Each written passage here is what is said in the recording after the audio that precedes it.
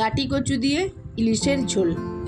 নমস্কার, আমি ইন্দুমতি পরিবারের একটি নতুন ভিডিওতে আপনাদের সবাইকে জানাই স্বাগত। গাটি কচু দিয়ে ইলিশের ঝোলের জন্য আমি নিয়েছি কয়েক পিস ইলিশ মাছের টুকরো। ওতে ভালো করে নুন হলুদ মাখিয়ে নিচ্ছি। আপনারা চাইলে এর মধ্যে সর্ষের তেল দিয়েও মেখে নিতে পারেন। এরপর আমি কুকারের মধ্যে গাটি কচুগুলোকে সেদ্ধর জন্য বসিয়ে দিয়েছি। একটা বাটির মধ্যে মশলার জন্য নিয়ে নিচ্ছি হলুদ গুঁড়ো, লঙ্কা গুঁড়ো, কালো জিরে। গাটি কচু সেদ্ধ হয়ে গেছে। এরপর আমি ভালোভাবে খোসাগুলো তুলে নিয়েছি।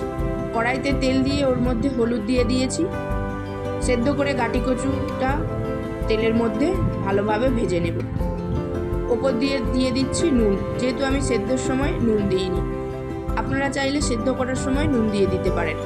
আর নিয়েছি কয়েকটা চেরা কাঁচা লঙ্কা। গাটি কচু আমার ভাজা হয়ে গেছে। এরপর তেলের মধ্যে দিয়ে দিচ্ছি গুলে রাখা মশলাটা। ওপর থেকে দিয়ে দিচ্ছি কাঁচা লঙ্কা। এরপর সেদ্ধ করে ভেজে নেওয়া গাটি কচুটা তেলের মধ্যে ভালোভাবে মিশিয়ে নেব। সামান্য পরিমাণ জল দিয়ে দিচ্ছি, না হলে মশলা পুড়ে যাবে। একে একে মাছগুলো এর মধ্যে বসিয়ে নিচ্ছি। পরিমাণ মতো জল দিয়ে দিয়েছি। আপনাদের মাছের ঝোলটা যেরকম খাবেন সেরকম জলটা দিয়ে নেবেন। আমি জল দিয়ে দিচ্ছি, ঢেকে দেব। তারপরেই তৈরি হয়ে যাবে গাটি কচুর ঝোল। আপনারাও ভিডিওটি দেখতে থাকুন। ভিডিওটি ভালো লাগলে একটা লাইক করে দেবেন। দেখা হবে খুব শিগগির পরের একটি নতুন ভিডিওতে। ধন্যবাদ।